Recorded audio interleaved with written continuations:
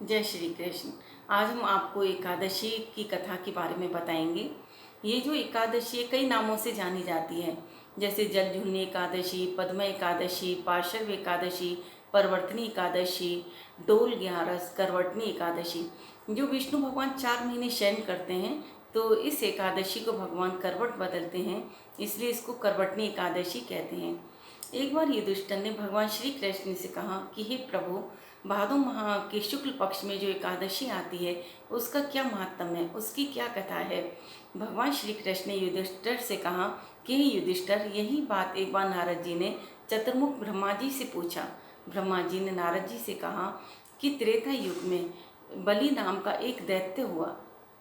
वो दैत्य कुल में होने के कारण दैत्य था, लेकिन वैसे भगवान विष्णु की खूब पूजा पाठ करता था, भगवान का परम भक्त था।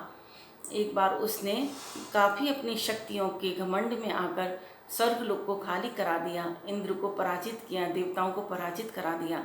इससे सभी देवता विचलित हुए, इंद्र भी विचलित हुए और वो सभी डरते हुए भगवान विष्णु के पास गए और विष्णु भगवान से कहा कि हे प्रभु, बलि ने हमारे स्वर्ग पर अपना अधिकार कर लिया है, फिर हम कहाँ रहें। भगवान ने इंद्र देवता से कहा कि तुम चिंता मत करो, बहुत जल्दी तुमको स्वर्ग की प्राप्ति होगी। भगवान विष्णु बलि के पास वामन रूप धारण कर गए और वामन रूप धारण करके छोटे से बौने के रूप में गए और बलि के द्वार पर पहुँचे। बलि हमेशा कभी भी किसी को दान पुण्य के लिए मना नहीं करता था, खूब दान दिया करता था। भगवान वामन अवतार के रूप में जब गए तो भगवान से बलि ने कहा कि आपको क्या चाहिए। वामन भगवान ने कहा मुझे तो कुछ नहीं चाहिए, मुझे भिक्षा में सिर्फ 3 पग भूमि चाहिए। बलि कह रहा, अरे 3 पग भूमि, तुम्हारे छोटे छोटे पैर हैं, कितनी भूमि तुम ले लोगे, कुछ बड़ा मांगो। भगवान ने कहा नहीं, बस मुझे 3 पग भूमि चाहिए। तो शुक्राचार्य जी समझ गए कि अरे ये तो विष्णु भगवान का अवतार हैं जो वामन बनकर आए हैं। शुक्राचार्य ने बलि से कहा ये तुम्हारा सारा राजपाट ले लेंगे, तुम मत यहाँ करो।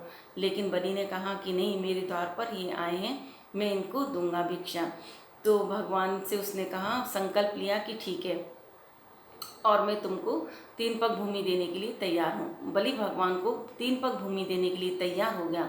अब तो भगवान वामन ने अपना विशाल रूप धारण किया और एक पग से पूरी जमीन को नाप लिया, दूसरी पग से भगवान ने पूरे ब्रह्मांड को नाप लिया।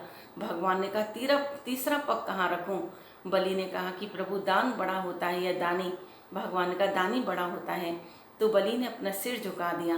भगवान ने तीसरा पग रखा और भगवान उसकी इस दानवीरता से बहुत प्रसन्न हुए, उसे पाताल का राजा बना दिया और उससे कहा कि बताओ तुमको क्या चाहिए। बलि ने कहा, प्रभु मैं चाहता हूँ कि जब भी मैं अपने द्वार से निकलूँ तभी भी आप मुझे दिखाई दें। भगवान समझ गए कि मुझे द्वारपाल बनाना चाहता है, लेकिन भगवान ने उसे आशीर्वाद दे दिया और भगवान विष्णु ने उससे कहा कि हमेशा मेरी कृपा तुम पर रहेगी। इस तरह से बलि को भगवान ने आशीर्वाद दिया और स्वर्ग से जितने भी देवता थे उनको अपना स्वर्ग प्राप्त हुआ। ये कथा इस प्रकार से है और इस कथा को सुनने से जो वाजपेयी यज्ञ होता है उसका पुण्यफल प्राप्त होता है। जय श्री कृष्ण।